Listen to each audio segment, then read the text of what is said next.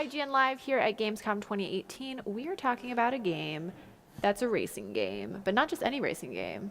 We're talking about Team Sonic Racing, and here to talk with me is Derek. Hey, Derek. Hello, how are you doing? I'm so excited to talk about this game. I love these types of just like fun racers. Yeah, I think it's definitely a fun racer. I hope it is. I mean, it looks very fun. So let's just start with, I mean, it's literally in the name, team. So what made you and your team want to focus on making a racing game around that mechanic? Well, it's funny because when we started doing it, obviously it wasn't like, you know, like an idea of like a cooperative racing game was not really a thing. These days it feels like it's almost becoming like a genre of its own. But you know, the initial idea came from Sega, Izuka-san at Sega, who's kind of the head of all things Sonic at Sega. He had an idea that he wanted to explore. He wanted to have the ability to play the game with his children, play a racing game with his children, and they're not as good at games as he is, and he wanted to have a racing game where he could still have like a positive experience with them. You know? And you know, I understand that, you know, playing games with people who are not as, you know, who don't spend their lives playing games like, you know, we do. You know, it's nice to be able to play games with them and still be able to, you know, do fun, you know, have fun with them. And when you play Team Sonic Racing, you can play the game together, play as a team, and win as a team. So you know, it becomes a really positive experience for you. So, okay, there's a few things you said that I'd love to touch on. First, you choose your own character. Now, are the characters' teams already pre-selected, or everybody gets to choose their own character? So in we have a range of different modes in the game. In the Team Adventure mode, which is like the you know, it's a succession of different types of events and races and challenges with a light story wrapped around it. In that mode, the teams are set because the story is kind of about those teams. In all other modes, and particularly when you play online, you can select whichever character you want, and you can mix and match the teams however you want. So, you know, if you want a team of, you know, all the hedgehogs, then you can have Sonic and Shadow and Silver. You can also have all of the same characters. So, you know, if you want a team that is, you know, big 3 times, then you can have a team entirely of bigs. Yeah, that's nice, because I feel like sometimes it turns into a death match of who can pick the character the fastest. It's a whole other competition within the competition. So you mentioned playing co-op. What kind of like cooperative mechanisms can we find in this game? So there's a range of team actions that you can perform. So, you know, one of them is a slingshot. So you'll see teammates will leave a yellow trail behind them. You can see just here, just dropping the trail behind them there. If you sit in that for a little bit, you can charge up a boost and then use that to, you know, get the edge on the opposition.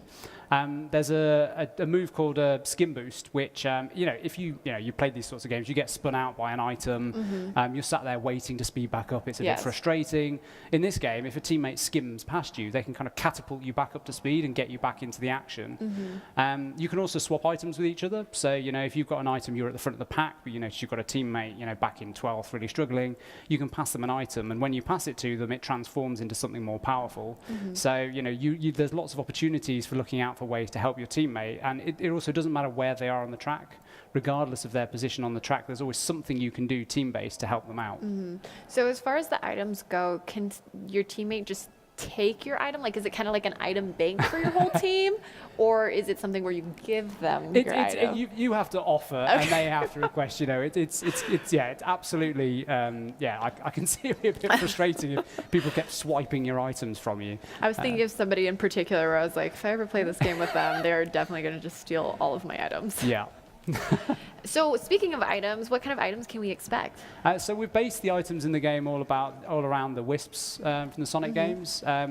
Many of them will be familiar from previous Sonic games. You saw the blue cube there. There's things like the orange rocket, the crimson eagle, which is a homing rocket, the black bomb that's exploding there. A few more kind of the more powerful ones are things like the grey quake, ivory lightning. We've also got, there's a little kind of Easter eggy item in there for Sonic fans, which actually isn't a wisp, but is the invincibility item. That just pops up every so often. And in certain tracks, there's certain places like high skill areas you can get to where you can get the invincibility pickup. And we're also introducing some new wisps to the Sonic universe as well, which has been quite exciting. We've been working with Sonic team in Japan to get kind of approval for the concepts of those. So that's been an exciting thing to do as well. So this map that we're watching right now, this is Ice Mountain, and this is the debut of this map, correct? Yes, it is. So this is adapted from Sonic Advance? Is it adapted from Sonic Advance? Yes, it's Ice Cap Zone, I think, isn't it? Yeah. Yeah. So are all the maps adaptations of Sonic levels that we've seen before? Yeah, we've got, so the game has 21 tracks in it in total. That's split into 7 zones, and the zones are picked from, games throughout Sonic history. So we do go, way back. I think the earliest is probably some tracks from Sonic 3. But we've kind of gotten through Sonic's history, and the locations are new, but they're all based on these classic Sonic locations. And again, for the fans, there's some Easter eggs in there and nice things that I think they'll be discovering after we launch. So it's more than just playing a racing game. Yeah. You're appreciating. Something we found, coming to making a pure Sonic game. Generally is that there's so much history there. There's so much to be explored, and so much for us to understand as well about what things are appropriate in the Sonic universe and what things aren't. But yeah, it's very much a true Sonic game. Yeah. So I'm noticing that on the left side, there's no real ranking. Like the teams are ranked together. Yeah. So how does that work?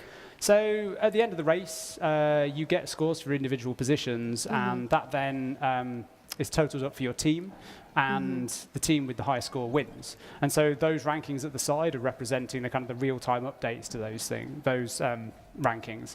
And basically, the way to win the game is to make sure that everyone on your team finishes in as high a position as possible. So you can play it as like a lone wolf and just go off and try and finish first. But if you're not helping your teammates, then they're struggling to finish.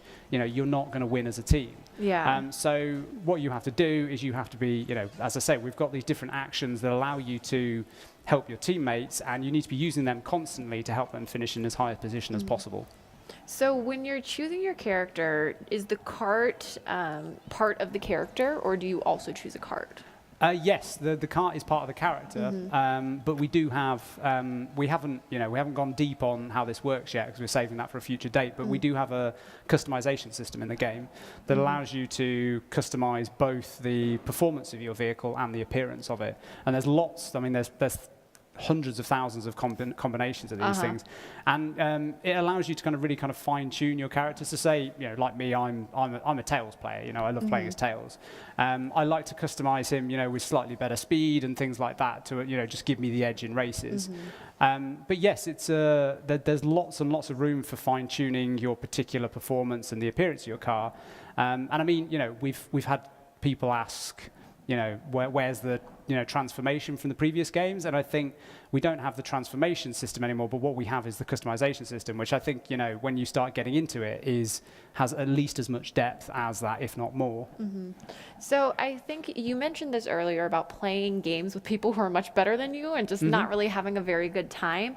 Is there anything in here since it is a team game, to kind of accommodate if maybe you want to play a racer with somebody who isn't as good and kind of help them still have fun? Yeah, so I mean, the team adventure mode starts, that's it's a bit of a training experience. There's tutorials that run through it, and over the course of the team adventure mode, you go from having races that are just 3v3 races up to the full 12 racer experience. You can play through that team adventure mode with up to 3 players in split screen, and as a result, you can take these other people through that training experience and be there with them, helping them to learn the rules of the game. And then you can take those skills. When those guys have been through it and they're crack TSR players, you can take those experiences online, and you can actually mix split screen play with online play in the game. And that for me is the best way to play it, which is you and 2 friends sat on the sofa playing split screen, playing against players across the world. That's the best of it for me. Yeah. So one more question about when you pick your characters: does each character handle the same or differently? Like, are some characters maybe slower but can go through grass, for example? Yeah. So we have 3 types of characters in the game. There's speed type characters. Sonic and Shadow, obviously. They have, obviously, the highest top speed, but they're a little heavier with the handling. Their acceleration isn't as good. There's technique characters who have higher acceleration and are more nimble. And then there's power characters like Knuckles and Omega who they're kind of the bruisers of the pack, so they can kind of bash their way through other racers, but they're quite slow to get going. Each of those types of characters also has their own special ability in a race. So power characters can blast through hazards without suffering any penalty to their speed. There's certain tracks where these are set up so they can even like bash through walls to find special routes. Technique characters can go across grass, as is happening here. You don't lose any speed when you're passing across that as a technique character.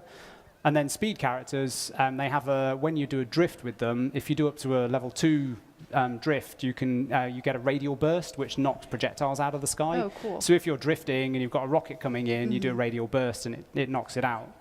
So they all have not only their own handling, but also their own abilities, which means that every single track, there's a different optimal route for a different type of character. Interesting. So in terms of the time trialing, I mean, we're seeing it a lot now with the playtesting we're doing. There's a lot of work to do to kind of discover which is the best character for each track, because each has a slightly different route they ideally would take. Wow. Well, that's super interesting. And I mean, that's super fun because it's just everything, every time could be different. Yeah, it's cool. Thank you so much for joining us. Thank you. I cannot wait to get my hands on this.